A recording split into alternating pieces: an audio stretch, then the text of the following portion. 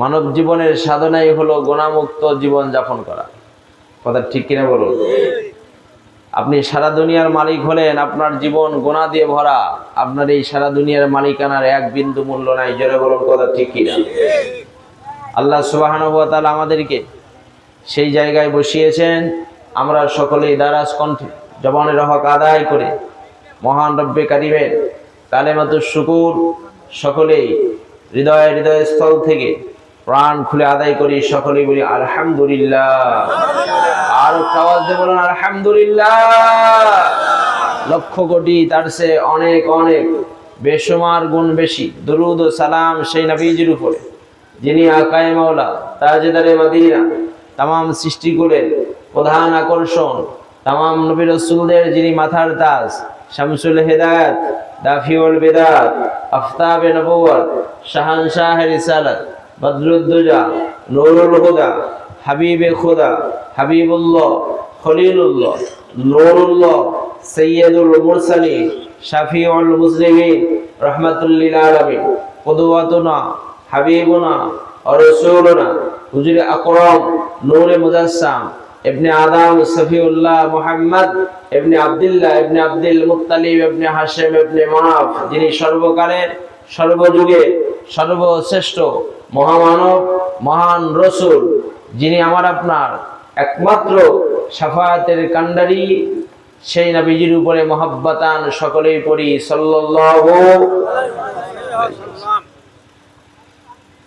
যারা পড়েন নাই, আপনারা আমার নবীর ঘোষণা অনুযায়ী বখিলের খাতায় নাম পড়ে যাবে। যারা দরুদ শরীফ পড়লেন না বা পড়েন না, নবীজির নাম শোনার পর যারা দরুদ শরীফ পড়ে না, তারা হলো বখিল। তারা কি? বখিল, কৃপণ। রাসূল পাক সাল্লাল্লাহু আলাইহি সাল্লামের অপর বর্ণনায় আসছে, নবীজির নাম যখন কেউ শোনে, রাসূলের প্রতি দরুদ শরীফ যদি না পড়ে, তাহলে তার ধ্বংস হয়ে যাক। রাসূল পাক সাল্লাল্লাহু আলাইহি সাল্লাম জিবরাইল আলাইহিস সালামের এই কথায় নবীজি সম্মতি দিয়েছেন। জোরে বলুন নাউযুবিল্লাহি মিন যালিক। এজন্য রাসূলের নাম শুনলে কি পড়তে হবে? দরুদ শরীফ সাল্লাল্লাহু আলাইহি ওয়াসাল্লাম পড়লে কি হবে? মান সাল্লা আলাইয়া সালাতান ওয়াহিদা সাল্লাল্লাহু আলাইহি আশরা।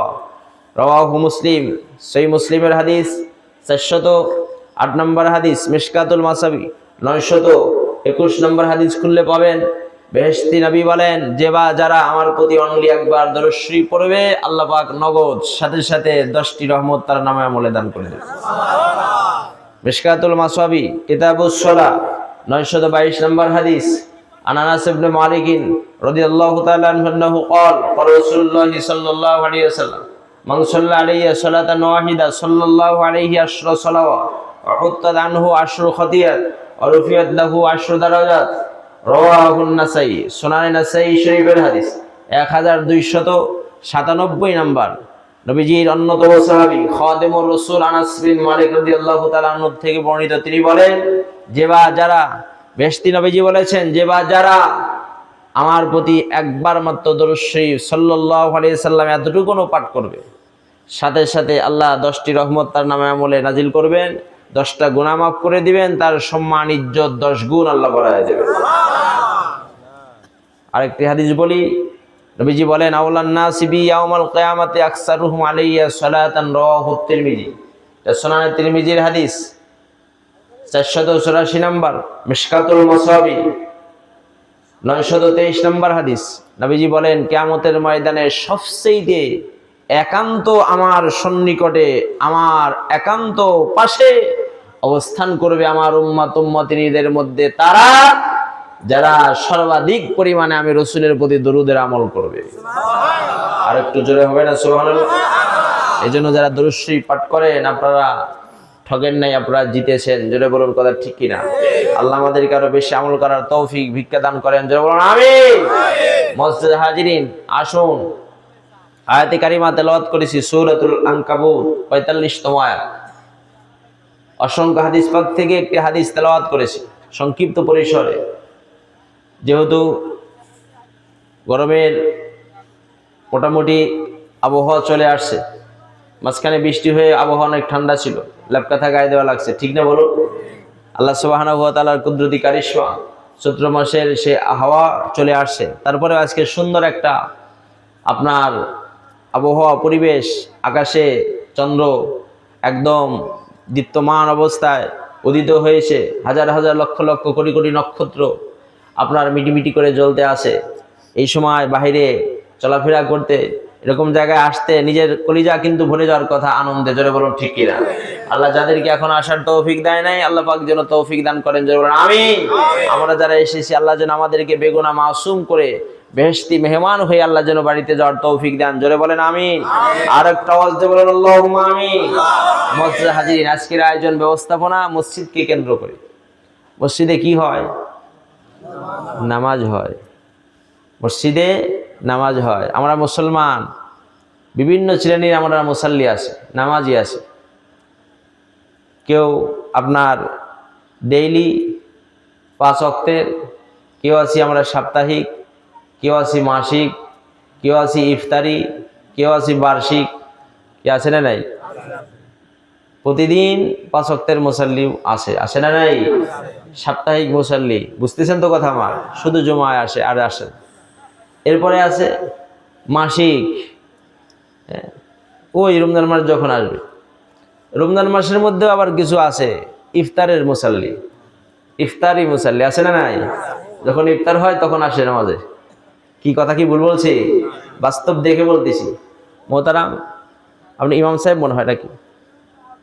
পাগড়ি বাঁধা, আসেন উপরে আসেন, সম্মানী দেবে, আসেন উপরে আসেন। আমি বাস্তব দেখে বলতেছি, ইমাম সাহেবের কাছ থেকে শুনবেন পরে যে হুজুর যা বলছেন আসলে বাস্তবতার নিরিখে কতটুকু যুক্তিসঙ্গত, কতটুকু সত্য। আবার কেউ আছি বাৎসরিক মুসাল্লি, ওই বছরে ঈদুল ফিতর, ঈদুল আদহা, ঠিক কিনা বলো? কিন্তু মুসলমানদের জন্য কি এটা আদৌ হওয়া উচিত ছিল? জোরে বলুন। মুসলমানদের জন্য উচিত ছিল দৈনিক 5 ওয়াক্ত নামাজ যথাযথভাবে আদায় করা, জোরে বলুন কথা ঠিক কিনা। আল্লাহ সুবহানাহু ওয়া তাআলা কোরআনুল কারীমের 6666 আয়াতে কারিমার মধ্যে 80 থেকে 82 আয়াতে কারিমার মধ্যে আল্লাহ নামাজের নির্দেশ দিয়েছেন, বলুন না সুবহানাল্লাহ। আসলে সংক্ষিপ্ত পরিসরে লম্বাচড়া করা যাবে না, আপনাদের ধৈর্যচ্যুতি যাতে না হয়। আল্লাহ সুবহানাহু ওয়া তাআলা কোরআন সুন্নাহ ইজমা কিয়াসের আলোকে কিছু আমলিয়াত, আমাদের জিন্দেগির সাথে সম্পৃক্ত কিছু কথা যেন আল্লাহ আমি গোলামের জবান দিয়ে আল্লাহ যেন সঠিকভাবে শুদ্ধভাবে বলার তৌফিক ভিক্ষা দান করেন, যারা বলুন আমিন। আপনারা যারা আমাকে দাওয়াত করে আপনারা ভালো করেই জানেন যে এই চুটকি চাটকি কথা বলার, আউল ফল কথা বলার ওই যোগ্যতা আমার নাই, কখনো বলতেও পারি না, বলিও না। আল্লাহ যেন ওই যোগ্যতা না দেয়, জোরে বলেন আমিন। কোরআন সুন্নাহর আলোকে নবীন, সিদ্দিকিন, শুহাদা, সালেহিনদের অনুষ্ঠিত মত এবং পথে আল্লাহ যেন এমন কিছু বলার তৌফিক দান করেন যেটার মাধ্যমে আমি নিজেও আমল করে রব্বে কারিমের দরবারে কামিয়াব হতে পারবো। যারা শুনবে, যারা আমল করবে তারাও যেন কামিয়াব হতে পারে, জোরে বলুন আরেকটা বার আল্লাহুম্মা আমিন। আল্লাহ কবুল করেন, জোরে বলুন আমিন। মুআজ্জাজ হাজিরিন, আল্লাহ সুবহানাহু ওয়া তাআলা এই জন্য নামাজের গুরুত্ব দিয়ে, নামাজের মধ্যে বান্দা কিভাবে মহান আল্লাহ তাবারক তাআলার দরবারে তার সঙ্গে কথা বলবে, তার কালাম তেলাওয়াত করবে, পাঠ করবে, এত সংক্রান্ত বিষয় আল্লাহ সুবহানাহু ওয়া তাআলা সূরা আল-কাবুত 45তম আয়াতের মধ্যে আল্লাহ পাক বলেছেন। সকলেই পড়ুন বিসমিল্লাহির রহমানির রহিম। উতলু মা উহিয়া ইলাইকা মিনাল কিতাবি ওয়া আকিমিস সালাহ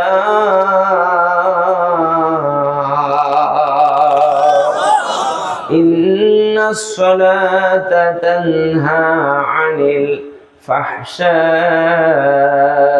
ওয়াল মুনকার ولذكر الله أكبر والله يعلم ما تصنعون।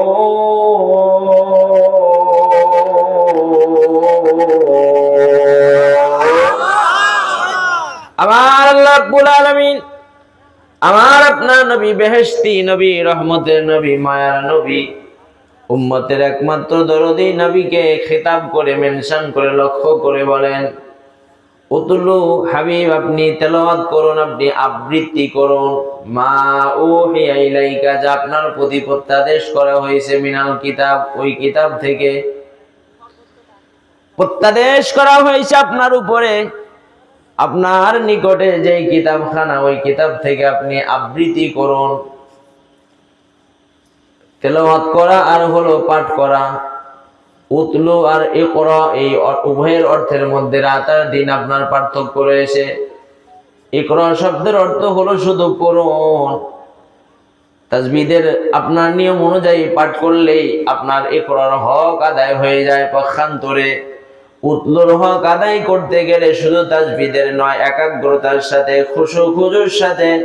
কোন আয়াতে কারিমার মধ্যে আল্লাহ আদেশ করেছেন, কোন আয়াতের মধ্যে নিষেধ করেছেন, কোন আয়াতে জাহান্নামের বর্ণনা আছে, কোন আয়াতের মধ্যে জান্নাতের বর্ণনা আছে, এই বর্ণনা অনুযায়ী তার কলিজাটা, তার দিলটা, তার মাইন্ডটাও সেই দিকে আপনার ডাইভার্ট হবে, সেই দিকে আপনার ধাবিত হবে।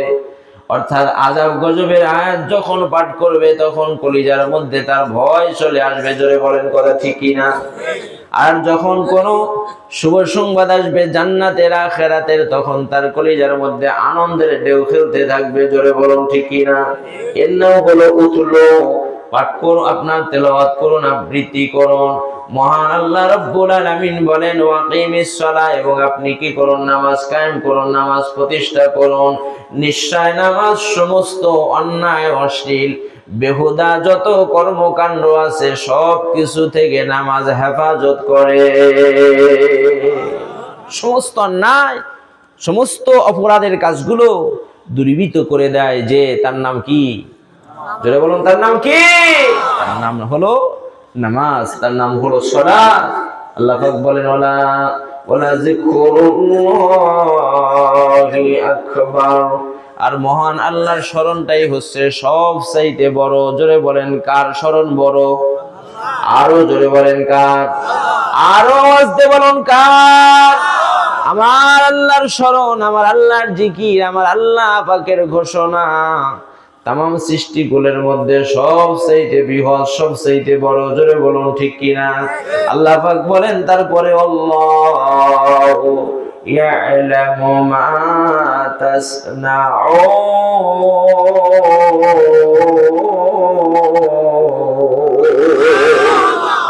আমার বান্দারা, তোমরা যা কিছু করো, মহান আল্লাহ পাক তোমাদের সমস্ত কর্ম সম্পর্কে আমার আল্লাহ অবগত আছেন না নাই? আমার আল্লাহ সব জানেন। তোমরা যা করো, বান্দা যা করে, সব সম্পর্কে কি অবগত আছে? আমার আল্লাহ। বন্ধুরা আমার, আব্বারা, ইমানদারেরা, সূরাতুল বাকারার 238 নম্বর আয়াতে আল্লাহ পাক আরো তাকসিস করে বলেন হাফিজু আলাস সালাতি ওয়াস সালাতিল উসতা ওয়া কুমু লিল্লাহি কানিতিন।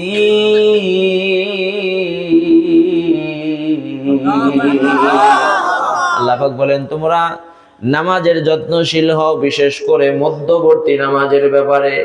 মধ্যবর্তী নামাজ দ্বারা কোন নামাজ বোঝানো হয়েছে?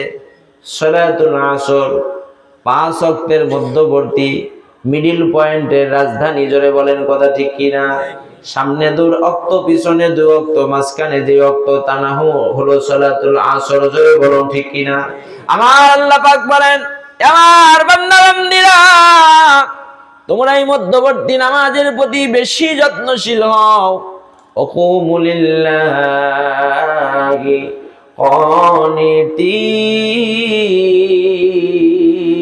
قانتين।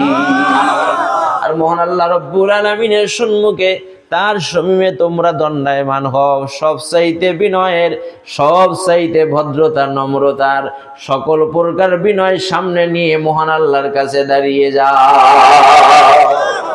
আল্লাহর কাছে দাঁড়াতে হবে বিনয়ের সাথে, অত্যন্ত আপনার খুশুর সাথে, আদবেন কেসারির সাথে এবং পরিপাটির সাথে। জোরে বলেন কথা ঠিক কিনা? কিন্তু আমাদের জীবনের বাস্তবতার সাথে মিল করে দেখি, কথা আল্লাহ পাকের নির্দেশের সাথে আমাদের কতটুকু মিল আছে। যেই জামাটা, যেই পাঞ্জাবি জুব্বাটা কোনো মতে আপনার আলনার উপরে রাখা আছে, ওইটা আপনার আসমকা অগত্যা হুজুটা করে ওটাকে গায়ে জড়িয়ে দিয়ে আমরা নামাজে দাঁড়িয়ে যাই। কি মসজিদে কি বাসায় আছে না নাই? ওটা হয়তো ঘেমে আছে, ময়লা হয়ে আছে, চিন্তা করে এটা তো আমার বিআই সাহেব দেখতেছে না, বিএন সাহেবও দেখতেছে না, সুতরাং এইটাই পরে দাঁড়িয়ে যায়। বিহাই বাড়ি অথবা বিএনের সামনে যখন যাব, সেই সময় ওই যে শোকেস আলনার মধ্যে আয়রন করে ক্যালেন্ডার করে রাখছি, ওই জামাটা পরে যাব। কি আছে না নাই বলেন? চিন্তা আমাদের কোথায় চলে গেছে, চিন্তা করেছেন? ভেবে দেখেছেন? এ যুবক বন্ধুরা, আমার পিতৃতুল্য মুরব্বিয়ানে কেরাম, আব্বাজানেরা, গভীর ভাবে খেয়াল করুন। আপনার ওই বিহাই অথবা জামাই অথবা আপনার আত্মীয় স্বজন যে কেউ হোক না কেন, তার বাড়িতে অথবা তার সম্মুখে আপনি যদি সবচেয়ে দামি পরিপাটি ক্যালেন্ডার করা পোশাক পরে যদি আপনি যান, ওই বিহাইয়ের, ওই বিয়ানের, ওই আত্মীয়, ওই জামাই, ওই বিটি, ওই আপনার দামি সম্মানিত ব্যক্তির যিনি স্রষ্টা, যিনি আমার আপনার স্রষ্টা, যিনি তামাম কুল কায়নাত সারে কায়নাতের রব, ওই আল্লাহর সম্মুখে আপনি যখন দাঁড়াবেন, তাহলে আপনার পক্ষ থেকে অবশ্যই ওই পোশাকের চাইতে, যেই পোশাক পরে আপনার ওই আত্মীয় স্বজনের সামনে গেলেন, তার চাইতে আরো বেশি দামি পোশাক পরে আমার আল্লাহর সামনে দাঁড়ানো আপনার জন্য উচিত ছিল। জোরে বলেন ঠিক কিনা? এটা যদি ভুল হয়ে থাকে, আজ থেকে মনে মনে ইসলাহ করে নিব, সংশোধন হয়ে যাব। আল্লাহ, তোমার সম্মুখে যখন দাঁড়াবো, ভালো জামাটা আমি পরবো। তোমার সামনে যখন আমি তোমার কুদরতি কদমে লুটে পড়বো, পরিষ্কার পরিচ্ছন্ন যে পোশাকটা আমার আছে আমার সামর্থ্যের মধ্যে, ওটা পরে আমি তোমার সামনে দাঁড়াবো। আল্লাহ তৌফিক দান, জয় বলেন আমিন। বন্ধুরা আমার, আপনারা ইমানদারেরা, কেন আপনি কি খেয়াল করতে পেরেছেন, যখনই নামাজে দাঁড়িয়ে সূরাতুল ফাতিহা তেলাওয়াত শুরু করে দেন, আলহামদুলিল্লাহি রাব্বিল আলামিন,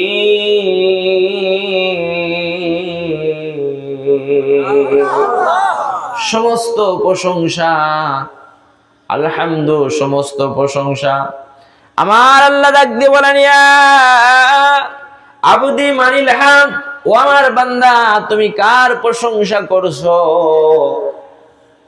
রব্বে কারিমের সঙ্গে চুপে চুপে কথা হয় বান্দা বান্দির সঙ্গে। জোরে বলেন আল্লাহু আকবার।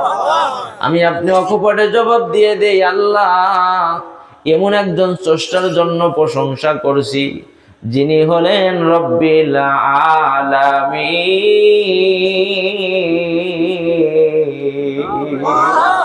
এমন রবের প্রশংসা করছি, এমন আল্লাহর প্রশংসা করছি, যিনি হলেন আমাদের তামাম সারে কায়নাতের, তামাম কুল কায়নাতের, তামাম বিশ্ব জগতের যিনি লালন পালন করেনেওয়ালা। জোরে বলেন কথা ঠিক কিনা?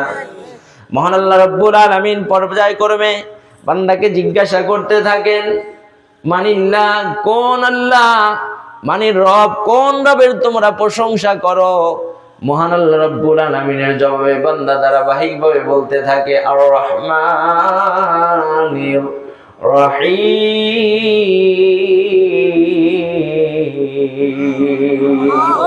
মালিকি ইয়াউমিদ্দিন।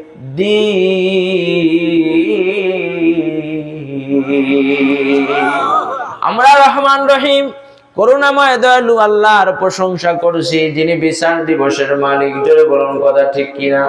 অনন্ত অসীম প্রেমময় তুমি, বিচার দিনের স্বামী, যত গুণগান হে চির মহান তোমারই অন্তর্যামী। জোরে জোরে বলুন কথা ঠিক কিনা?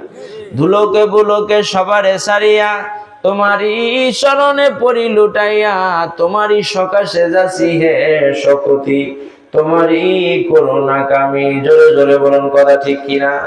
আমার ভাইজান, আব্বাজান, ইমানদারেরা, এবার তাহলে গভীর ভাবে খেয়াল করুন যে রব্বে কারিমের সঙ্গে আপনার কথোপকথন হচ্ছে নামাজের মধ্যে, সেই মহান আল্লাহর কুদরতি কদমে সিজদা দেওয়ার জন্য কিভাবে আপনার অপরিষ্কার অপরিচ্ছন্ন ওই নোংরা কাপড়টা পরে আপনি দাঁড়ালেন। আপনার পাণ্ডিত্যপূর্ণ জ্ঞানের কাছে আমি জিজ্ঞাসা রেখে গেলাম, প্রশ্ন রেখে গেলাম, গভীরভাবে খেয়াল করে আপনি চিন্তা করবেন, সিদ্ধান্ত নিবেন। বন্ধুরে আমার, আপনার ইমানদারেরা, পক্ষান্তরে আল্লাহর কোন বান্দি যখন পরিচ্ছন্ন পাক পোশাক পরে যখন আল্লাহ রাব্বুল আলামিনের সম্মুখে দাঁড়িয়ে কুদরতি কদমে যখন সিজদা দেয়, তার এই সিজদাটা মহান আল্লাহর কুদরতি কদমে সিজদা দেওয়া হয়ে যায়। এজন্য আমরা নামাজে ভালো পোশাকটা পরে দাঁড়ানোর চেষ্টা করব, বলেন ইনশাআল্লাহ। মনে থাকবে তো? আল্লাহ কবুল করেন, জোরে বলেন আমিন। আরো জোরে বলেন আমিন। আমার যুবক বন্ধুরা রে, চাকরি করেন, ব্যবসা করেন, ক্ষেত খামার করেন, দোকানদারি করেন, যে যাই করুন না কেন, যদি নামাজ যথাযথভাবে আদায় না হয়, নামাজ যদি আপনার অনাদায় থেকে যায়, আপনার দুনিয়ার এই কাজকর্মের এক বিন্দু পরিমাণ কোনো বেনিফিট, কোন রকমের মূল্য আমার আল্লাহর কাছে নাই। জোরে বলেন, কি কোনো মূল্য আছে? এক বিন্দু পরিমাণ কোনো মূল্য নাই। যার নামাজ নাই তার কোনো কাজের কোনো মূল্য নাই। এটা বাহ্যিকভাবে দেখা যাচ্ছে, ও বাড়ি করছে, গাড়ি করছে, জমি জমা তো অনেক কিনে ফেলছে, এটা বাহ্যিকভাবে। হাকিকতান প্রকৃত পক্ষে রব্বে কারিমের দরবারে এর এক কানা করি কোনো মূল্য নাই, থাকবেও না। জোরে বলার কথা ঠিক। আর যখনই এই কাজের সাথে পাঁচ ওয়াক্ত নামাজ যথাযথভাবে আদায় হবে, এই সব কিছু তখন তার নাজাতের ওসিলা হয়ে যাবে। জোরে হবে না সুবহানাল্লাহ। বন্ধুরা আমার, আপনার ইমানদারেরা, বেহেশতি নবী বলেন, মান তারাকাস সালাতা মুতাআম্মিদান ফালিয়াতাবাওয়া মাকআদাহু মিনান নার।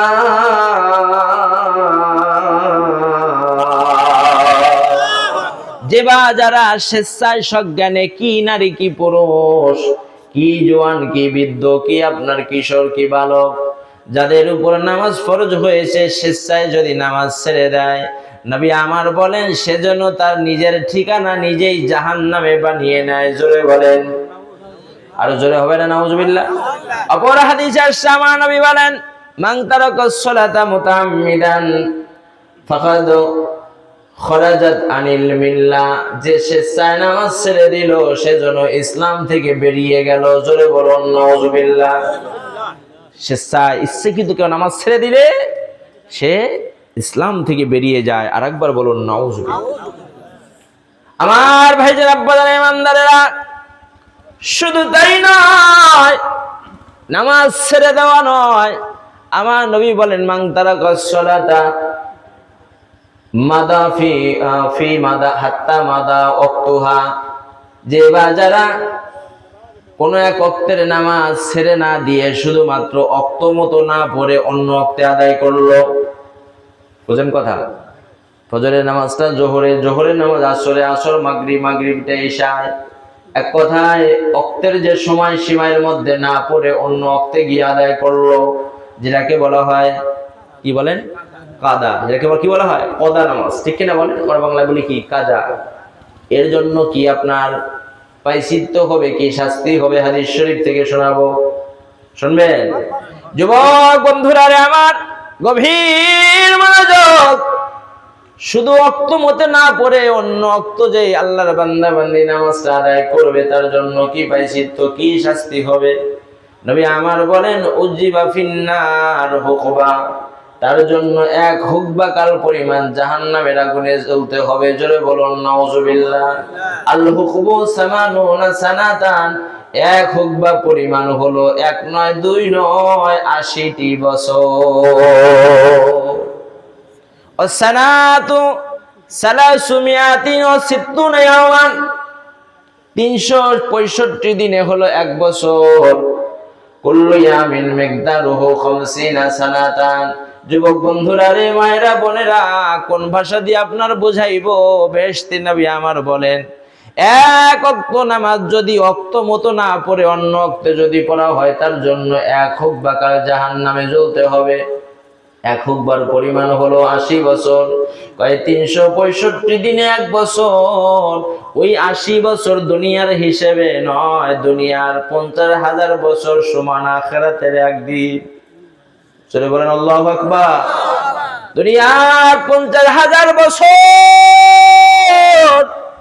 সমান হলো আখিরাতের একদিন। ওই দিনের 80টি বছর আপনাকে জাহান্নামের আগুনে জ্বলতে হবে যদি আল্লাহর কাছে ক্ষমা না নিয়ে যদি কাফনে জড়িয়ে যায়। বন্ধুরা রে আমার, কি দিয়ে বোঝাইবো আপনাদেরকে নামাজের গুরুত্ব, নামাজের আপনার আহমিয়ত, নামাজের আপনার প্রয়োজনীয়তা। এইভাবে যদি আপনাকে এক ওয়াক্ত নামাজ অন্য ওয়াক্তে আদায় করার কারণে যদি দুনিয়ার 50,000 বছর সমান আখিরাতের একদিন, সেই দিনের যদি 80 বছর আপনাকে জাহান্নামে জ্বলতে হয়, এবার হিসাব করুন বালেগা হওয়ার পর থেকে জীবনে কত শত হাজার ওয়াক্ত নামাজ চলে গেছে, তার জন্য শাস্তি কত হবে, জোরে বলুন ঠিক কিনা? আল্লাহর কাছে ক্ষমা চাইতে হবে কি হবে না? আল্লাহর কাছে ক্ষমা চাইতে হবে এবং সুযোগ করে প্রতিদিন যাদের এরকম কাজা হয়ে গেছে, আপনার নামাজ চলে গিয়েছে প্রত্যেক ওয়াক্তে, কমপক্ষে ওয়াক্তের নামাজ আদায়ের পাশাপাশি গত জীবনের নামাজগুলো একটু রিকভার করার চেষ্টা করেন, একটু আদায় করার চেষ্টা করেন। আল্লাহ মাফ করনেওয়ালা। আপনার এই আকুতি মিনতি দেখে হয়তো আল্লাহ যদি ক্ষমা করে দেন তাহলে আপনি নাজাত পেয়ে যাবেন, তা না হলে কঠিন সেই শাস্তির মোকাবেলায় আপনাকে অবশ্যই দাঁড়াতে হবে, জোরে বলুন ঠিক। আমার যুবক বন্ধুরা রে আমার, কি কঠিন তীব্রতা গরমের আপনার হাওয়া মাত্র শুরু হয়েছে, বিদ্যুতের পাখা যখন বন্ধ হয়ে যায়, মাথার উপরে ঘোরা আমাদের জীবন না বিশ্বাস হয়ে যায়, জোরে বলেন। কি গ্রাম কি শহরে, এবার চিন্তা করুন সূর্য কত উপর থেকে তাপ দিতে আছে একটা মুখ দিয়ে, কিন্তু কিয়ামতের ময়দানে সূর্য কি একটা মুখ দিয়ে তাপ দেবে? কয়টা মুখ? 12টা মুখ খুলে দেওয়া হবে। এবং কত কাছে আসবে জানেন? কতটুকু কাছে আসার কথা শুনেছেন সূর্য কিয়ামতের দিন? বলেন তো কতটুকু? কেউ বলছেন 1.5 হাত, আর কে কি জানেন বলেন? 1 হাত বা অর্ধ হাত, এই তো নাকি? আজকে আপনাদের কাছে আমি আরো কাছে এনে দিয়ে যাচ্ছি, তবে আমার কথা দিয়ে নয়, নাউজুবিল্লাহ। বেহেশতি নবীজির বেহেশতি বাণী সুনানে তিরমিজি খুললে হাদিস পেয়ে যাবেন। কিয়ামতের ময়দানে সূর্য 1.5 হাত উপর থেকে নয়, 1 হাত উপর থেকে নয়, অর্ধ হাত উপর থেকে নয়, একটা সুরমাদানির শলাকা যত বড়। সুরমাদানির শলাকা কত ফিট হয়? সুরমা চেনেন তো? সুরমা আপনাদের বাড়ির পাশে সুরমা আপা নয়, সুরমা চাচি নয়, সুরমা কি করা হয়? কে রে বা কয় না কে? চোখে দেওয়া হয়। বলেন না কেন? নেন না তার মানে কোনোদিন নাকি? কখন কখন নেন? যখন শ্বশুর বাড়ি যান তখন নাকি? ওই যে নামাজে যখন দাঁড়াবেন সে সময় নেবেন, বিশেষ করে জুমার দিন। জুমার দিন নেবেন, ঈদের দিন নেবেন, লাইলাতুল বারাত, লাইলাতুল কদর, লাইলাতুল আপনার মিরাজ, এই সমস্ত বরকতি দিবস রজনীতে সুরমা ব্যবহার করবেন। জুমার রাত আজকে, ঠিক কিনা বলেন? জুমার রাত আজকে, রাত পোহালেই জুমাবার, ঠিক কিনা বলো? রাত পোহালেই জুমাবার। সুরমা নেবেন, চোখের জ্যোতি ভালো থাকবে, চোখের বালা মুসিবত থেকে, অসুখ বিসুখ থেকে আল্লাহ হেফাজত করতে পারেন, জোরে বলুন ইনশাআল্লাহ। এই সুরমাদানির একটা শলাকা এই এতটুকু লম্বা, এই এতটুকু মাথার উপর থেকে কিয়ামতের ময়দানে সূর্য তাপ দিতে থাকবে 12টা মুখ খুলে, জোরে বলেন নাউজুবিল্লাহ। যুবক বন্ধুরা আমার, সূর্যের তাপে মাথার মগজ গলে নাসিকা দিয়ে, কান দিয়ে, মুখ দিয়ে ভাতের মারের মতো বলতে থাকবে। সেই কঠিন দিনেতে জমিন এত উত্তপ্ত হবে, জমিনে পা রাখা দুঃসাধ্য হয়ে যাবে, জমিন তামাকাশা হয়ে যাবে। এই পৃথিবীতে আল্লাহ এবং রসুলের পর সবচাইতে যিনি আপন তিনি কে? আল্লাহ এবং রসুলের পরে, মানে ওনারা দুইজন বাদে তারপরে আপন কে? আপনার বিবি, আপনার ছেলে, আপনার মেয়ে, আপনার বন্ধু, কে? এই কথা বলতে এতক্ষণ লাগে? কি গো, জীবন শেষ হয়ে গেল, বাপ মাকে এখনো চিনলাম না? আল্লাহ এবং রসুলের পরে সবচাইতে আপন যারা, তারা হচ্ছে আম্মা এবং আব্বা, আব্বা এবং মা, জোরে বলুন কথা ঠিক না? আমার বন্ধু মুসলমান ইমানদারেরা, বাপ মা যাদের নাই তাদের জিজ্ঞাসা করবেন, বাপ মা হারালে কত কষ্ট হয়, হৃদয়ে কত রক্তক্ষরণ হয়, ব্যথা। কিছুক্ষণ আগে আমার মৌলানা শামীম হুসাইন সলিহি আপনাদের কাছে বলে গেলেন, দোয়ার আরজ করে গেলেন, আব্বা জান ছিলেন আর নাই, আব্বার জন্য দোয়া করবেন, আল্লাহ যেন ওপারে যেন নাজাতের ফয়সালা করে দেয়, জোরে জোরে বলেন আমিন। আমার বন্ধুরা, আব্বা জান ইমানদারেরা, ঈদুল ফিতর মাত্র কয়দিন আগেই গত হয়ে গেছে। যাদের বাবা আছে মা আছে আর যাদের নাই, দুয়ের মধ্যে কত তফাৎ। বাপ মা যাদের আছে তাদের দৃশ্য দেখে বাপ মা হারার সন্তানের কলিজার মধ্যে ধাও ধাও করে ব্যথার আগুন জ্বলে জ্বলে, বলেন ঠিক কি? রমজান মুবারক রহমত না বরকত না জাতির সওগাত নিয়ে এসেছিল। এই মাস যখন মা এবং বাপ থাকতে যখন ছিল কনকনে শীতের রাতে, জনম দুঃখিনী মা, গর্ভধারিণী মা গভীর রাতে সাহারি রেডি করে সন্তানকে আগেই ডাক দিয়ে কষ্ট দেয় নাই, কলিজার মানিক সন্তানের ঘুমের ব্যাঘাত হবে। খাবার যখন কমপ্লিট হয়ে গেছে, মা দুঃখিনী আস্তে করে সন্তানের মাথায় হাত রেখে বলে, আব্বু সাহারি খাওয়ার সময় হয়েছে, ঘুম থেকে জাগো, তাড়াতাড়ি ওঠো, সাহারি গ্রহণ করো। জোরে বলেন ঠিক কিনা? এ যুবক বন্ধুরা, ও আমার ভাইজানেরা, যাদের ঘরে মা নাই, কবরের বাসিন্দা যেই মা গুলো হয়ে গেছে, ওদের জীবনে আর কোনোদিন ওই শেষ রাতে মায়ের কণ্ঠের ডাক শুনে আর কোশ্চেন কালেও সাহারি হবে না। জোরে বলেন ঠিক কিনা? মায়ের হাতের খানা খেয়ে আর ঈদগাহে যাওয়া হবে না। আব্বা যাদের নাই, ওরাই বোঝে বাবা না থাকলে কত কষ্ট হয়। প্রতিবেশী সন্তান ভাই যখন বাবার হাত ধরে নতুন পোশাক পরে ঈদগাহে যায়, বাবা তো এমন একজন শ্রদ্ধাভাজন মহান আল্লাহর দেওয়া প্রদত্ত নিয়ামত সন্তানের জন্য। বাবা যদি গরিব হয়, বছর ঘুরে যখন ঈদুল ফিতর আসে, আহারে নিজের পরনে নতুন কাপড় নাই, আব্বা আফসোস করে না।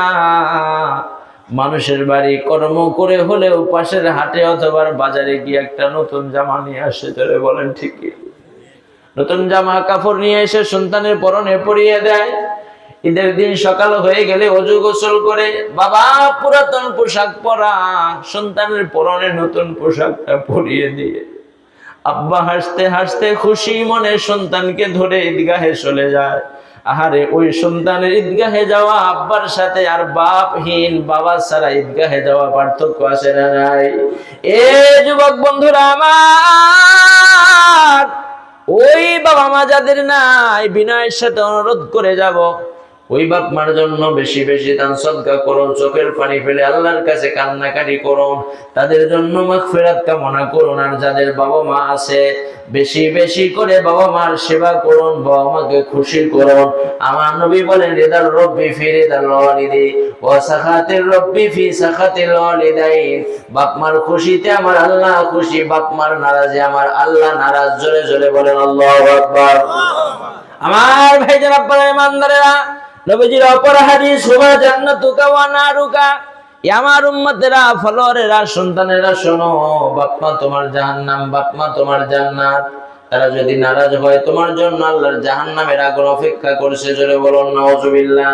তোমার আচার ব্যবহারে যদি বাপ মা খুশি হয়, মহান আল্লাহর জান্নাত তোমার জন্য বাজেট হয়ে যাবে। বন্ধুরা আমার, আব্বাজান ইমানদারেরা, তাই জন্য বলছিলাম, ওই যে কিয়ামতের ময়দানে যেই মা যেই বাবা আপনার জন্য এত কষ্ট করে আপনার মুখে হাসি ফোটালেন, কিন্তু কিয়ামতের ময়দানে মা যদি আপনাকে পেয়ে যান, এমনকি তার দুধের সন্তানও যদি তার সামনে পেয়ে যায়, কোনো হয়তো মায়ের কচি সন্তান, দুধের সন্তান হয়তো মারা গেছে, আল্লাহ না করুক, ওই সন্তান যদি কিয়ামতের ময়দানে মা যদি তার সামনে পায়, কি করবে জানেন? এমন নিষ্ঠুর এমন একটি মুহূর্ত, মা নিজে বাঁচার জন্য সন্তানের কলিজার উপরে, সিনার উপরে পা দিয়ে দাঁড়াইতেও কুণ্ঠাবোধ করবে না। মা ওই কঠিন মুসিবতের সময় সন্তানের সিনার উপরে দাঁড়াইয়া মা দুঃখিনী বাঁচার জন্য সর্বাত্মক চেষ্টা করবে। ওই দিনেতে বেহেশতি নবী মা নবী বলেন, উম্মত কত কঠিন সময়, কত বড় কঠিন মুসিবত। ওই কঠিন মুসিবতের দিন 7 শ্রেণীর আমলদার বান্দা বান্দিকে আমার আল্লাহ ওই সূর্যের তাপের নিচে না রেখে বেহেশতীদের জায়গা আরশে আজিমে নিচে আমার আল্লাহ মেহমান বানায়া দেবে। عن ابي هريره رضي الله تعالى عنه انه قال رسول الله صلى الله عليه وسلم في حديث النبوي سبعة يظلهم الله يوم لا ظل الا ظله امام عادل وشاب نشا في عباده الله رجل قلبه معلق بالمسجد اذا خرج منه حتى يعود اليه ورجلان تحبا في الله استمعا عليه وتفرقا عليه ورجل ذكر الله خاليا ففاضت عينا ورجل دعته امرأة ذات حسب وزمن فقال إني أخاف الله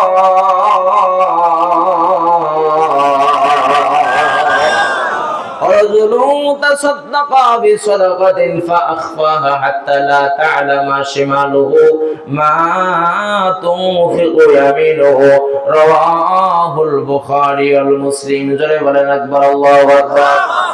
7 শ্রেণীর আমলদার বান্দা বান্দি, তন্মধ্যে এক শ্রেণীর হলো ওই আল্লাহর বান্দা যে আল্লাহর ঘর মসজিদের সঙ্গে যার অন্তরটা লাগানো থাকে, তার মানে এক ওয়াক্ত নামাজ আদায় হয়ে গেল, অপর ওয়াক্ত আদায়ের জন্য অধীর প্রতীক্ষায় থাকে এমন আল্লাহর বান্দা, যে বংশের যে গোত্রের হোক না কেন, ইমানদার মুমিন, আমার আল্লাহ রাব্বুল আলামিন ওই বান্দাকে, ওই নামাজিকে কিয়ামতের ময়দানে তার আরশে আজিমের নিচে আমার আল্লাহ জায়গা দেবে।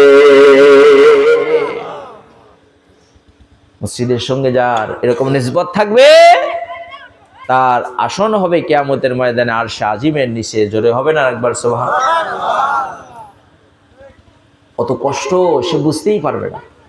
মনে করেন যে এইখানে যদি আশপাশে একদম মনে করেন যে শিলা বৃষ্টি হয়ে যাচ্ছে, বড় বড় পাথর পড়তে আসে, আর এটাকে এমনভাবে সাজিয়ে রাখা হয়েছে, আল্লাহ হেফাজত করেছে। ধরে যেখানে একটা শিলা, আপনার পাথর তো দূরের কথা, একটা বৃষ্টির ফোঁটাও পড়তেছে, আশপাশে যারা আছে তাদের কষ্ট হবে কি হবে না? যদি বলেন হবে কি হবে না?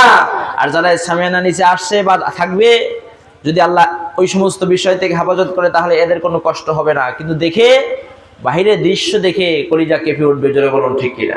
ঠিক কিয়ামতের ময়দানে যারা ওই সূর্যের তাপের নিচে থাকবে, তাদের এত করুণ পরিণতি হবে যেটা বর্ণনা করে শেষ করার মতো নয়।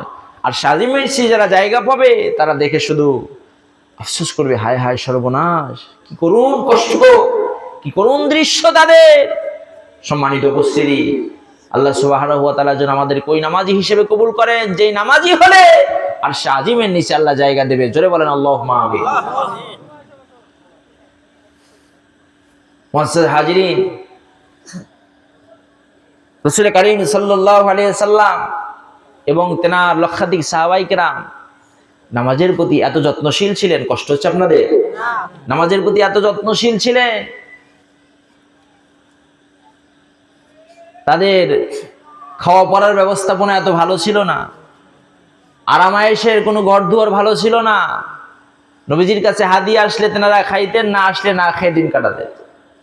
দিনের পর দিন, সপ্তাহের পর সপ্তাহ না খেয়ে সময় চলে গিয়েছে। আবু হুরায়রা রাদিয়াল্লাহু তাআলা আনহু খোদার যন্ত্রণায় সহ্য করতে না পারে পেটে পাথর বেঁধে মসজিদে নববীর ফ্লোরে, মেঝেতে উপর হয়ে তিনি গড়াগড়ি করেছেন। জোরে বলবেন আল্লাহু আকবার।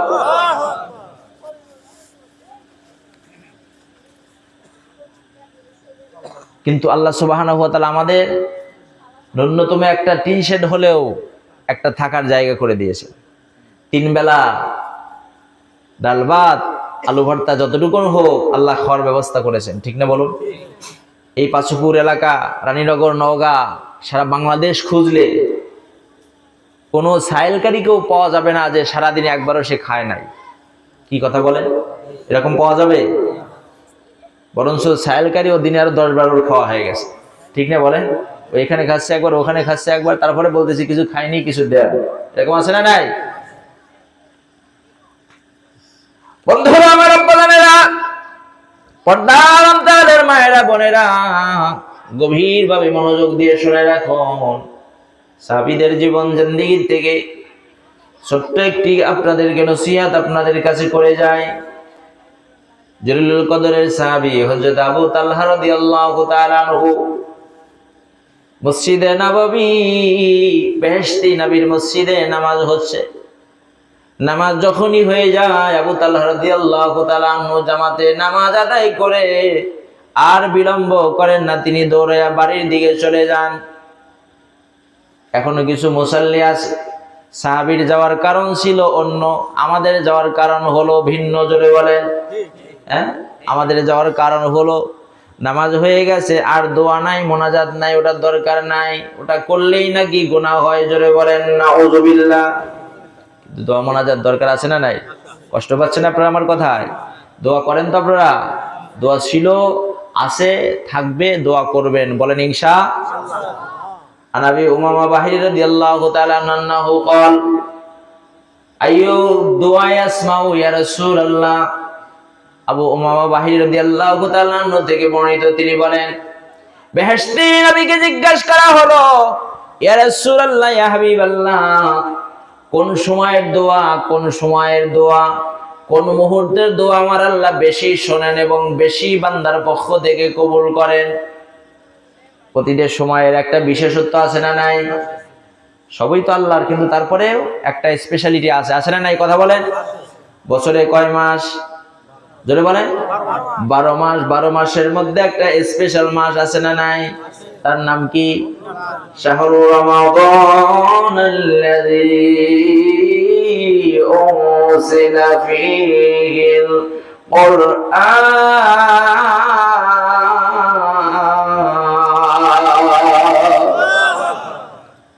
কোরআনুল কারীম নাজিল হয়েছে যেই মাসে, সেই মাসের নাম হলো রমজানুল মুবারক। জোরে বলুন, কথা ঠিক কিনা? সেমিনার, সিম্পোজিয়াম, অনুষ্ঠান তো বিভিন্ন রকমের হয়। পাশে যদি গানের হয়, ওটাও একটা অনুষ্ঠান, ওটাও একটা প্যান্ডেল, আর এটাও একটা প্যান্ডেল। পার্থক্য আছে না নাই? আল্লাহর কোরআন আলোচনা হয়, বেহেশতি নবীর আলোচনা হয়। যেই প্যান্ডেলে, যেই মাহফিলে, এটা শুধু প্যান্ডেল নয়, এটা শুধু মাজলিস নয়, সরাসরি মহান আল্লাহ পাকের জান্নাতের টুকরা। আর যেখানে গান বাজনা হয়, বেশরিয়াতি কর্মকাণ্ড হয়, ওটা হলো জাহান্নামের একটি জায়গা। জোরে বলেন, কথা ঠিক কি? অতএব নিজ জ্ঞানে চিন্তা করে দেখবেন যে ওইখানে আমার যাওয়ার জন্য কতটুকু সময় সেখানে হবে। এ যুবক বন্ধুরা, গভীর মনোযোগ। মহান আল্লাহ রাব্বুল আলামিনের দরবারে তাহলে 12 মাসের মধ্যে একটা স্পেশাল মাস হলো রমজানুল মুবারক। এক মাস সিয়াম সাধনা করেছেন তো? আলহামদুলিল্লাহ করেন। যারা করেন নাই, আল্লাহর কাছে কি দিয়ে আপনারা ক্ষমা চাইবেন, কি দিয়ে মাপ পাবেন, আমার ভাষা জানা নাই। একটা রোজা যদি ভঙ্গ হয়ে যায় ইচ্ছাকৃত, 2 মাস রাখলেও তার সমান হয় না। জোরে বলেন, কি ঠিক না বলেন? 2 মাস রাখলেও সমান হবে না। মাঝখানে যদি একদিন ব্রেক হয়ে যায়, তাকে আবার পুনরায় আবার 2 মাস করতে হয়। ঠিক কিনা বলো?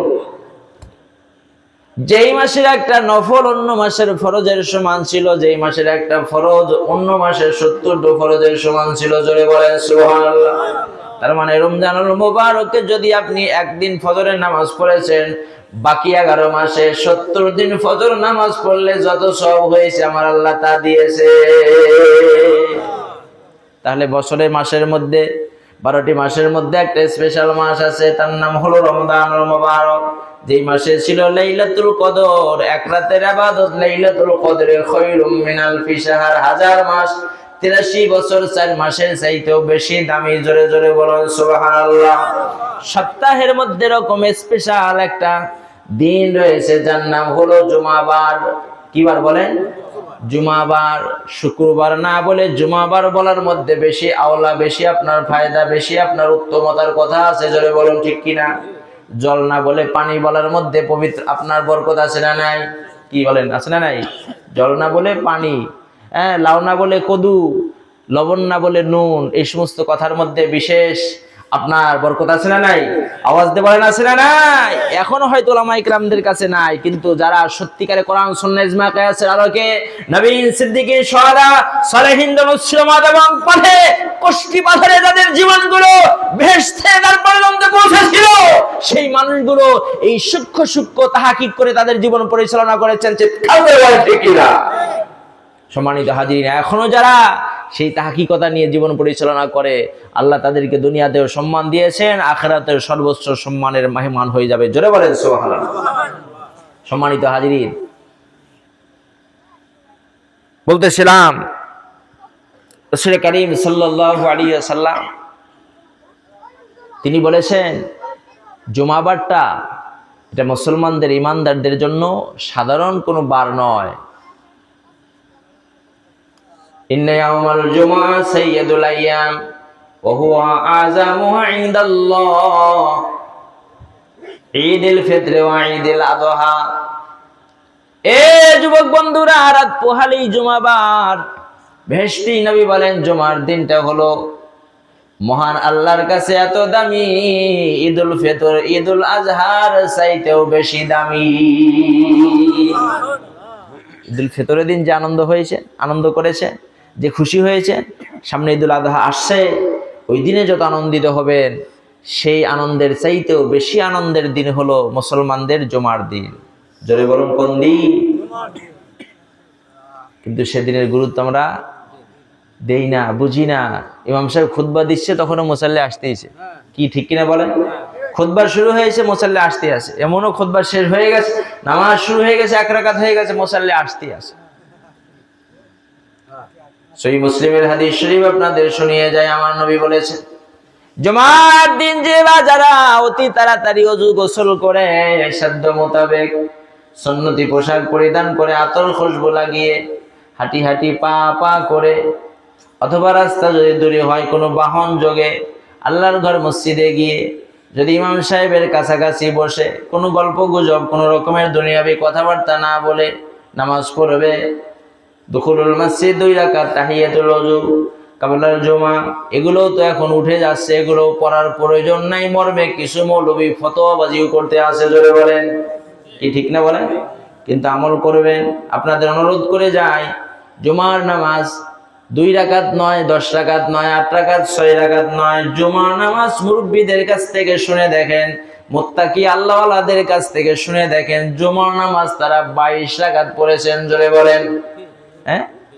দুখুলুল মসজিদ 2 রাকাত, তাহিয়াতুল ওযু 2 রাকাত, কাবলার জুমা 4 রাকাত, ফরজ 2 রাকাত, তারপরে আখিরি যোহর বাদার জুমা 4 রাকাত, আখিরি যোহর 4 রাকাত, ওয়াক্তুল সুন্নাহ 2 রাকাত, তারপরে নফল 2 রাকাত আছে না নাই?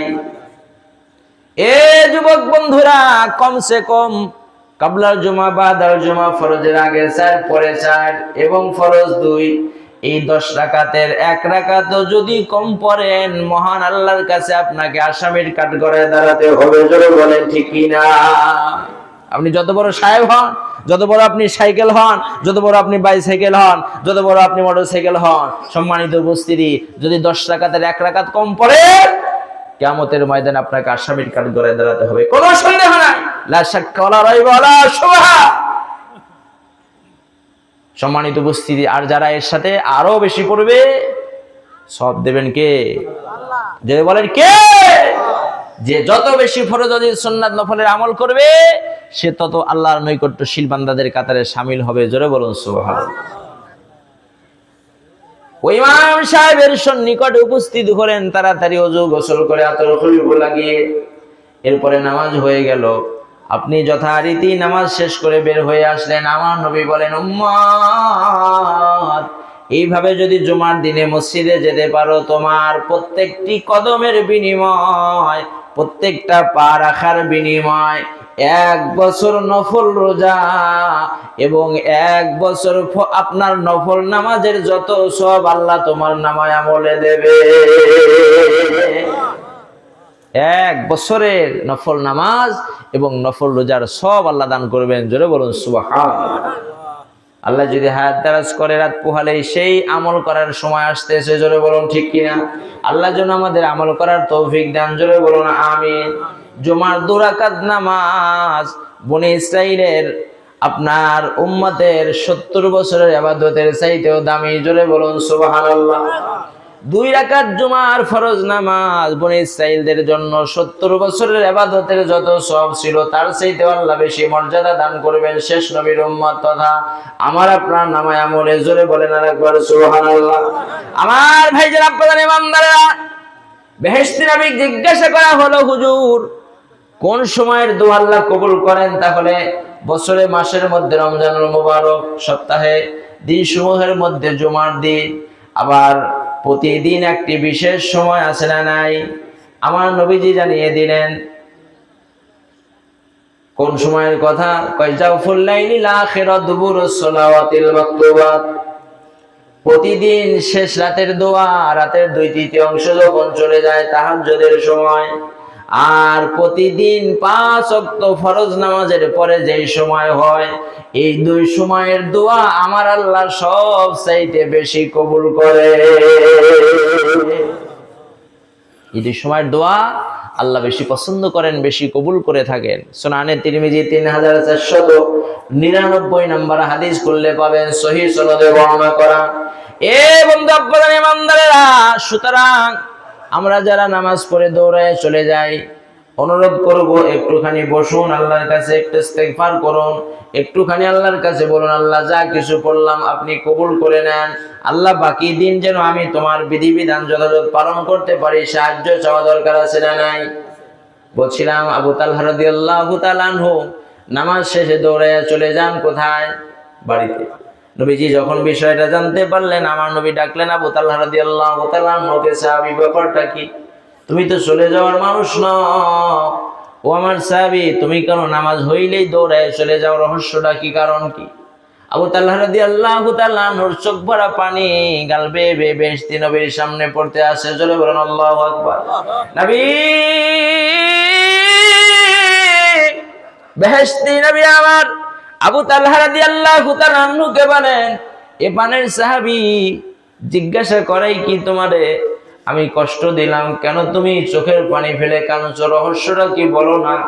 কেন তুমি জামাতে আসে নামাজটা হয়ে গেলেই দৌড়াইয়া চলে যাও? ব্যাপারটা কি, ঘটনাটা কি?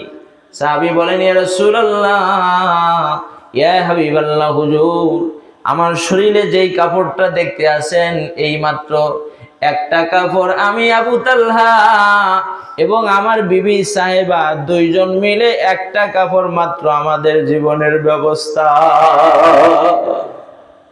ইয়া রাসূলুল্লাহ, ইয়া হাবিবাল্লাহ, হুজুর, এই কাপড়টা পরিধান করে আমি আপনার পিছনে মহান আল্লাহর হুকুম পালন করতে আসি, আর আমার বিবি বস্ত্রহীনা অবস্থায়, আমার বিবির পরনে কোনো কাপড় নাই, আমার বিবিকে একটা গর্তের মধ্যে, একটা কনজাস্টের জায়গার মধ্যে আমি জড়সড় করে বসিয়ে রেখে আসি গো নবী। আমি নামাজ পড়ে দৌড়াইয়া বাড়ি যাওয়ার কারণ হলো আমার এই কাপড়টা খুলে আমি ওই জায়গায় আমি নির্জনে আমি বসে যাই, আর এই কাপড়টা আমার বিবিকে দেই, এই কাপড়টা আমার বিবি পরিধান করে আল্লাহর মহান হুকুম ফরজ বিধান আদায় করে। এ যুবক বন্ধুরা, পাশুপুরানী নগর এলাকার মায়েরা বোনেরা আমার, কে আছে এরকম একজন আল্লাহর বান্দা বান্দি যে স্বামী স্ত্রী মিলে 2 জন মানুষ একটা মাত্র কাপড় পরিধান করে? বেহেশতি নবীর সাহাবী আবু তালহা রাদিয়াল্লাহু তাআলা একটা কাপড় 2 জন পরিধান করে আল্লাহর হুকুম 5 ওয়াক্ত নামাজ কোনদিন একদিনও কাজা করেন না। উপরন্ত সাহাবী জামাতের সবটাও তিনি গ্রহণ করেছেন। জামাতে নামাজ পড়া সকল ইমামের মতে সর্বনিম্ন হলো সুন্নতে মুআক্কাদা। ইমামে আজম আবু হানিফা রাহমাতুল্লাহ আলাইহির মতে সুন্নতে মুআক্কাদা জামাতে নামাজ পড়া বা মানা ওয়াজিব। ইমাম শাফি, ইমাম মালিক রাহমাতুল্লাহ আলাইহি বলেন ফরজে কিফায়া। আহমদ ইবনে হাম্বল রাহমাতুল্লাহ আলাইহি বলেন জামাতে নামাজ পড়া ফরজে আইন। জোরে বলেন আল্লাহু আকবার। তার মানে কোন দিক থেকে জামাত ছেড়ে দেওয়ার সুযোগ নাই। জোরে বলুন, কি সুযোগ আছে? তবে রাস্তাঘাটে চলছেন, সফরে আছেন, এইটা ভিন্ন কথা, সেটা ভিন্ন অবস্থা, অসুস্থ হয়েছেন ভিন্ন কথা। এ যুবক বন্ধুরা আমার, আমার সোনার আব্বা জানেরা, ইমানদারেরা, দিনের কান লাগিয়ে শুনুন, আপনাদের কাছে অনুরোধ করে যাব। এই জন্য দৈনিক 5 ওয়াক্ত নামাজ আদায় করবেন বা জামাতের সঙ্গে। আর একটি আমলের কথা বলে যায়, সুনানে তিরমিজি 241 নম্বর হাদিস খুললে পাবেন, আমার নবী বলেন মান মুসাল্লা লিল্লাহি 40 ইয়াওমান ইউদরিকু তাকবীরাতুল উলা বারাআতান লা বারাআতান লাহু বারাআতুম মিনান নিফাকে ওয়া বারাআতুম মিনান নার।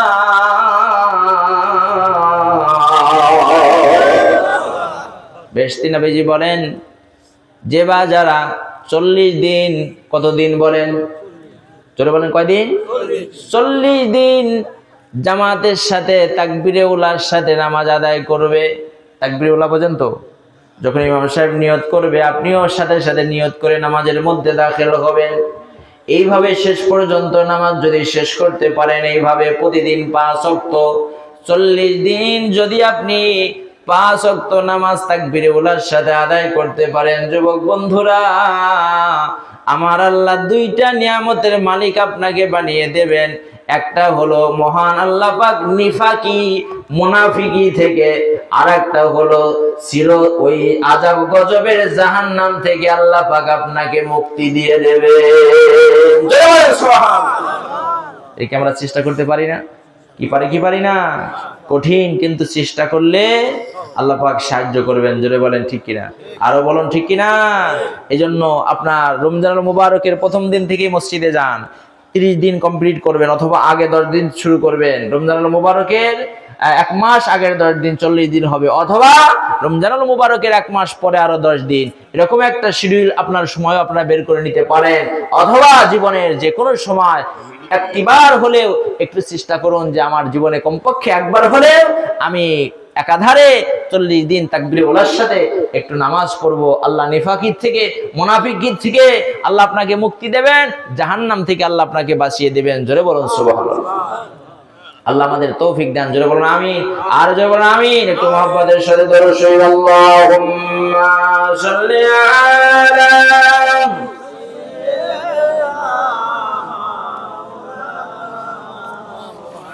وعلى آل سيدنا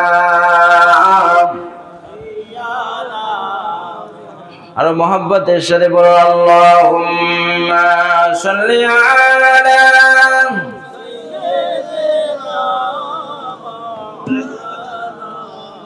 وعلى آل سيدنا।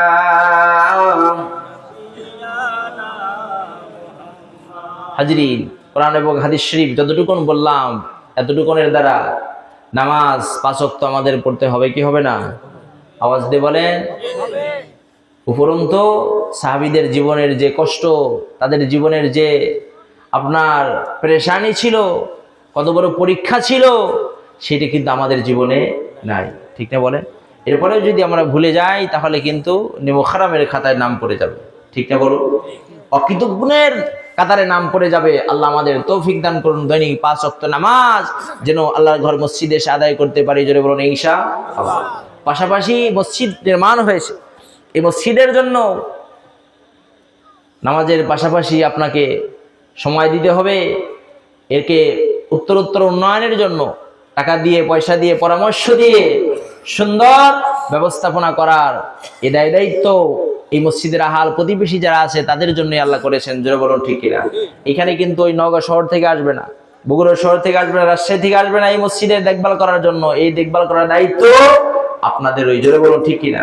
এই জন্য মসজিদের যা কিছু আছে আল্লাহ পাক যতটুকুন করিয়েছেন আলহামদুলিল্লাহ, বাদ বাকি যা আছে এটা আপনাদের পক্ষ থেকে বাকি ব্যবস্থাপনা করার জন্য সর্বাত্মক চেষ্টা করতে হবে। জোরে বলুন ঠিক কিনা। মসজিদ হাজিরিন কেন করব? বেহেশতি নবীজি বলেন, উসমান ইবনে আফফান রাদিয়াল্লাহু তাআলা আনহু থেকে বর্ণিত, নবীজি বলেন, মান বানা লিল্লাহি মাসজিদা, যে বা যারা আল্লাহর ঘর মসজিদ বানালো, বানাল্লাহু লাহু বাইতান বানাল্লাহু লাহু মিসলুহু ফিল জান্নাহ, আল্লাহ সুবহানাহু ওয়া তাআলা তার জন্য, তার ঘরের ওসিলায় আল্লাহ তার জন্য একটা জান্নাতের মধ্যে বালাখানা বানিয়ে দেবে। বলুন সুবহানাল্লাহ। মানে দুনিয়ায় ঘর বানাবেন আপনি আল্লাহর জন্য, আল্লাহ পাক ঘর বানাবেন কিয়ামতের ময়দানে, তথা আপনার ওই পারে জান্নাতের মধ্যে আপনার জন্য। জোরে বলুন সুবহানাল্লাহ। সেই আখিরাতের জীবন, সুখময় জীবন পাওয়ার জন্য সাহাবায়ে কিরাম রাদিয়াল্লাহু তাআলা আনহুম আজমাইন তাদের জীবনকে কোরবান করে দিয়েছেন। জোরে বলুন আল্লাহু আকবার। দিনের জন্য সবকিছুকে বিলিয়ে দিয়েছেন। বদরের যুদ্ধে যাওয়ার প্রাককালে একজন অন্য ধর্মের মানুষ আমার নবীজির কাছে এসে বলতেছেন, হুজুর আমি একটু যুদ্ধের ময়দানে যাব। ঢাল তরবারির এই জঞ্জনানি আপনার দৃশ্য দেখে, আওয়াজ দেখে, পরিস্থিতি দেখে ওর একটা প্রস্তুতি আছে না? প্রস্তুতি আছে। আশপাশে যদি কোনো ফাসাদ টাসাদ হয়, এ পক্ষ ও পক্ষ মোটামুটি একটা প্রস্তুতি যখন শুরু করে দেয়, আল্লাহ হেফাজত করুন, যদি বলেন আমিন। এগুলো আছে নাকি আপনাদের এলাকায়? খবরদার এগুলো করা হবে না। আল্লাহ যেন আমাদের এগুলোর থেকে বিরত থাকার তৌফিক দেন, যদি বলেন আমিন। সেই দৃশ্য দেখে অন্য ধর্মের মানুষ, একজন বিধর্মী বলতে আছে, হুজুর আমি একটু যুদ্ধে যাব। নবীজি বলেন এটা তো কাফের এবং মুসলমানদের যুদ্ধ, সুতরাং এখানে মুসলমান ছাড়া আমাদের সঙ্গে কোনো ব্যক্তি যুদ্ধে যেতে চাইলেও হবে না। এটা ঈমানের লড়াই, এটা কালেমার লড়াই, এটা দ্বীনের লড়াই, বেহেশতি নবীজির আদর্শের লড়াই। অতএব এখানে যেতে গেলে নবীজির আদর্শে আদর্শবান হয়ে তার প্রতি কালেমা পড়ে ঈমান এনে মুসলমান হয়ে তারপরে যেতে হবে। কয় আমি মুসলমান হয়ে যাব, জোরে বলেন সুবহানাল্লাহ। তারপরেও আমি যুদ্ধের ময়দানে যাব। কালেমা পড়লেন, মুসলমান হয়ে গেলেন। এবার রাসূল পাক সাল্লাল্লাহু আলাইহি ওয়াসাল্লামের কাছে জানতে চাচ্ছেন, হুজুর কালেমা পড়লাম, মুসলমান হয়ে গেলাম, এখনই যুদ্ধের ময়দানে যাচ্ছি, নামাজ তো এক ওয়াক্তও পড়া হলো না, রোজাও হলো না, যাকাতও দেওয়া হলো না, হজ তো নাই, আর অন্যান্য আমল সেটা তো আরো পিছনেই আছে।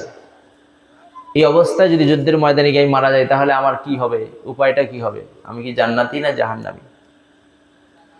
বন্ধুরা আমার, আপনারা ইমানদারেরা, বেহেশতি নবী মায়ার নবী অকপটে আল্লাহর এই বান্দাকে তথা ইমানদার নব আপনার মুসলিম নব ইমানদারকে আমার নবী জানিয়ে দিলেন, ওগো আল্লাহর বান্দা, ওগো আমার ইমানদার, আমার প্রাণের সাহাবী, যেহেতু তুমি এখন কালেমা পড়ে মুসলমান হয়েছো, তার মানে এর উপরে যদি তুমি মৃত্যুবরণ করো তাহলে তুমি সাহাবী, আমার সঙ্গী।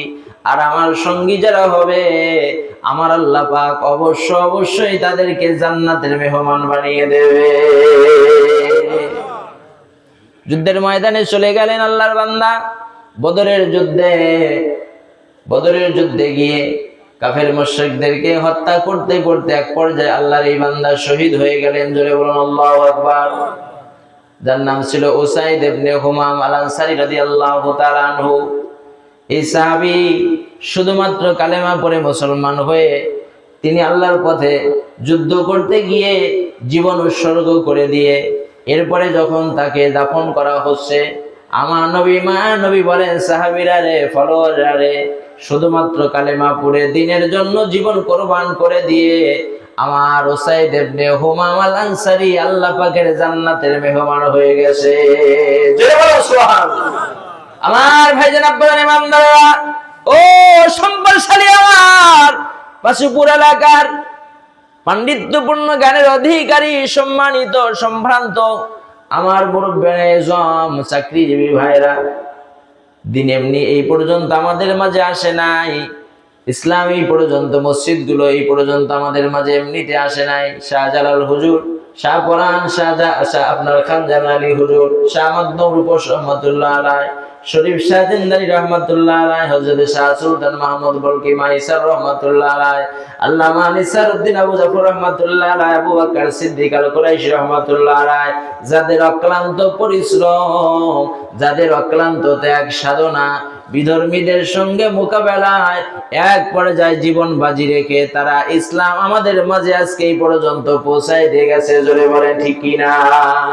সেই দিনের জন্য, ইসলামের জন্য, আল্লাহর ঘর মসজিদের জন্য আপনাদেরকে আমি উৎসাহ দেওয়ার জন্য বলতে চাই, ও পর্দার অন্তরের মায়েরা, বোনেরা, আপনারাও শুনে রেখে দেন, দিনের কান লাগিয়ে। কোন এক যুদ্ধের ময়দানে আমার নবী যুদ্ধের প্রস্তুতি নিচ্ছেন, দিবেন টাইমে মতো অবস্থায় একজন মা তার কচি সন্তান নিয়ে এসে আমার নবীর কাছে বলতে আসেন, ইয়া রাসূলুল্লাহ, ইয়া হাবিবাল্লাহ, ওগো মায়ার নবী, বেহেশতি নবী, আমার এই কচি সন্তানটাকে আপনার সঙ্গে যুদ্ধের ময়দানে নেবেননি? জোরে বলেন সুবহানাল্লাহ। আমার নবী ডাকতে বলে, মা তুমি কি পাগলি হয়ে গেছো? তোমার মাথা কি মানে আপনার নষ্ট হয়ে গেছে? তোমার কি মস্তিষ্ক কি আপনার বিকৃত হয়ে গেছে? এই দুধের সন্তান, কচি সন্তান যুদ্ধের ময়দানে নিয়ে কি হবে? ও কি ঢাল তরোয়ার পরিচালনা করতে পারবে? নাকি কোনো লাঠি ধরতে পারবে? নাকি কোনো মালসানা আমাদের বহন করে নিতে পারবে? কিচ্ছু পারবে না। উপরন্ত তার পিছনে আমার আরেকজন যোদ্ধা সাহাবীকে তাকে রাখার জন্য নিয়োগ দেওয়া লাগবে। জোরে বলেন কি ঠিক না বলেন? তাকে রাখতে গেলে আরেকজন সাহাবী আরেকজন যোদ্ধাকে তার পিছনে আমাকে সময় ব্যয় করানো লাগবে। অতএব মা, এ আল্লাহর বান্দি, এই কচি সন্তান কেন আমার সম্মুখে নিয়ে আসছো তুমি যুদ্ধের ময়দানে দেওয়ার জন্য?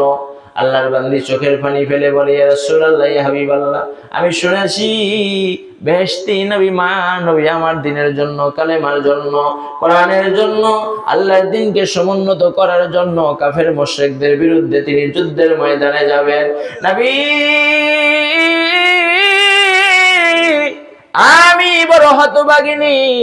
এই সময় এই মুহূর্তে আমি মায়ের কোলে, আমার সামনে আমার কোনো উপযুক্ত সন্তান নাই, বালেক কোনো সন্তান নাই, বড় কোনো সন্তান নাই, যুবক কোনো আমার ছেলে নাই যাকে আমি দ্বীনের জন্য, ইসলামের জন্য বেহেশতি নবীর সাথে আমি যুদ্ধের ময়দানে পাঠাবো। জোরে বলেন আল্লাহু আকবার। ইয়া রাসূলুল্লাহ, ইয়া হাবিবাল্লাহ, এই জন্য আমি অগত্যে আমার মনটা চাইলো কমপক্ষে যদি আমার দুধের সন্তানটাও যদি বেহেশতি নবীর সঙ্গে আমি দিতে পারি, কমসে কম কিয়ামতের ময়দানে আমি একজন শহীদের মা হয়ে আল্লাহর সামনে দাঁড়াতে পারবো। আমার নবী বলেন, মা, ও মা, তোমার এই কচি সন্তান দিয়ে আমার যুদ্ধের ময়দানে কি উপকার হবে বলো না? তোমার যখন এতই আকুতি মিনতি। আল্লাহর বান্দি বলে, ইয়া রাসূলুল্লাহ, ইয়া হাবিবাল্লাহ, আমি ভালো করে জানি আল্লাহ আমার মস্তিষ্ক ঠিক রেখেছেন, আমার এই সন্তান ঢাল তরবারি পরিচালনা করতে পারবে না, আপনাদের কোনো মাল সামানও আগায় দিতে পারবে না। ইয়া রাসূলুল্লাহ, ইয়া হাবিবাল্লাহ, কিন্তু আমার মনের তামান্না, আমার মনের ইচ্ছা, আমার এই কচি সন্তানটাকে আমার নবীজির সামনে আমি পর্দা করে, এইভাবে সামনে আমি একটা আইল হিসেবে, পর্দা হিসেবে, একটা অল দেয়াল হিসেবে আমার নবীর সামনে এরকম আমি গেঁথে রাখবো, যাতে করে কাফের মুশরিক ওই শত্রুদের ওই আপনার নিক্ষিপ্ত তীর বল্লম কমপক্ষে আমার সন্তানের উপর দিয়ে পার হয়ে যায়, বেহেশতি নবীর শরীরে যেন একটা তীরের আঘাত না লাগে। ইয়া রাসূলুল্লাহ, ইয়া হাবিবাল্লাহ, এই তামান্না, এই প্রত্যাশা আমার এই কচি সন্তানটাকে আমি আপনার সঙ্গে যুদ্ধের ময়দানে দেওয়ার জন্য আমি অত্যন্ত আবেগ আপ্লুত হয়ে নিয়ে আসলাম।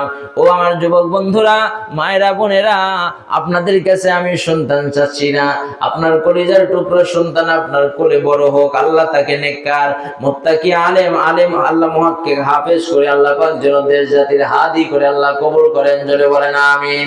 আমার মায়েরা, বোনেরা, আমার নওজোয়ান বন্ধুরা, সম্পদশালী ভাইরা, দ্বীনের জন্য, ইসলামের জন্য যেখানে একজন মা নিজের সন্তানকে এইভাবে উৎসর্গ করে দিয়েছেন, ওই দ্বীনের জন্য, ওই আল্লাহর ঘর মসজিদের জন্য, ইসলামের জন্য, মহান আল্লাহর বাণীকে পৃথিবীতে সমুন্নত রাখার জন্য কমপক্ষে আপনাদের কাছে আমার আরজু, মাত্র কয় মিনিটের মধ্যে আল্লাহর ঘর মসজিদের জন্য সর্বপ্রথম আল্লাহর কোন বান্দা আছেন মাত্র 10,000 টাকা দেবেন এই মুহূর্তে নগদ, অথবা বাকি নগদ যদি না থাকে আল্লাহর কাছে দোয়া করে যাব, আল্লাহ পাক যেন কবুল করে নিয়ে 10,000-এর পরিবর্তে 10 লক্ষ টাকার মালিক বানাইয়া একটা বার জিয়ারতে কাবা, জিয়ারতে মদিনার মেহমান বানাইয়া দেয়।